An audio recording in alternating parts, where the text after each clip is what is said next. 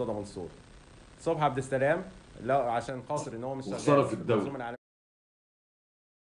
بتاعت يلا نادي بقى تعالوا الزمالك، نقعد نفكر. ودلوقتي لا، قال بيهاجم لك كله الاول التدريب استنى ومجلس اداره نادي لما الزمالك نطهر عشان خاطر الجهاز ان مرتضى الفني من منصور جوه. واحمد مجدي مجلس اداره مدرب الزمالك العام نادي الشباب. بالكامل اكتشفوا فجاه ان احمد مجدي المدرب الواعد الصاعد الواعد المتواعد بصراحه يعني، واحد من عقول احمد، انا اعرفه عن قرب، محترم جدا جدا جدا، ودماغه كوره، دراسات على اعلى مستوى.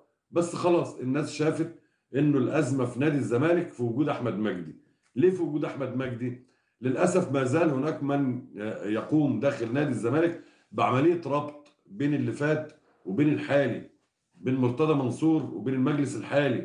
فالفكره ان هم عايزين يخلصوا على كل اي حد كان موجود واشتغل في عصر مرتضى منصور، زي عبد الواحد السيد، زي احمد مجدي. هم اخر القلاع بقى الموجوده.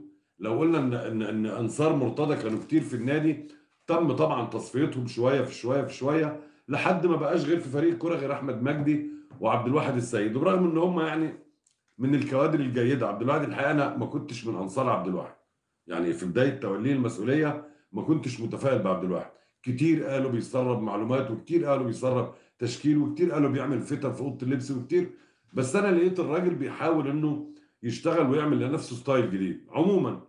خلاص، فالفكره انه مجلس اداره الزمالك دلوقتي شاف انه خساره كاس مصر وخساره الدوري والخسائر المستمره هي بسبب وجود احمد مجدي وعبد الواحد السيد. غالبا احمد مجدي ان ما كانش اتشال وانا بكلمكم فهو هيتشال، لانه مساله انك تجيب له حد، لا، فانت هتجيب له حد تطفشه ليه؟ شيله على طول.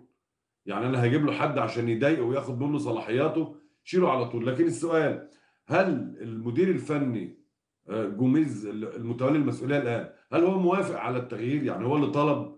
يعني هو قال لحضراتكم انه احمد مجدي مدرب تعبان؟ هو قال لكم مش قادر يعني؟ هو قال انه بيترجم غلط؟ لان انتوا عارفين احمد قايم بدور مدرب ومترجم، يعني هو في نفس الوقت مترجم الخاص للراجل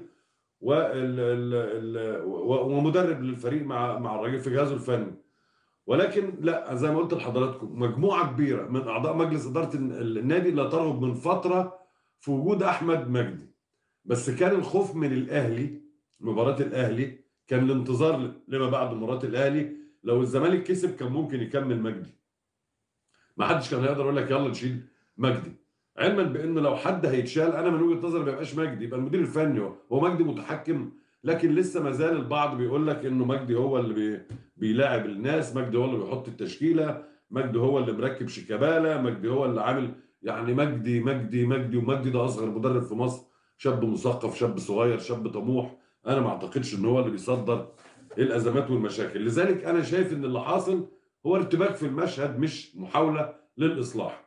يعني الاصلاح دايما بيجي من جوه الملعب. انا ايه اللي خسرني قدام الاهلي؟ مش احمد مجدي. ايه اللي خسرني امام الجونه؟ مش احمد مجدي. عندي لعيبه بتلعب بلا روح، عندي لعيبه مستسلمه، عندي لعيبه اثبتت التجارب مره واثنين وثلاثه، اسف يعني، ان هم مش كواليتي زمالك. فخلاص احنا عارفين ان في ازمه، وانك هتكمل الموسم كده، وكل سنه بنقول الجمله دي. برضه السنه اللي فاتت قلنا عشان عدم القيد احنا هنزق وهندعم عشان ما عندناش غير المجموعه الحاليه لحد نهايه الموسم.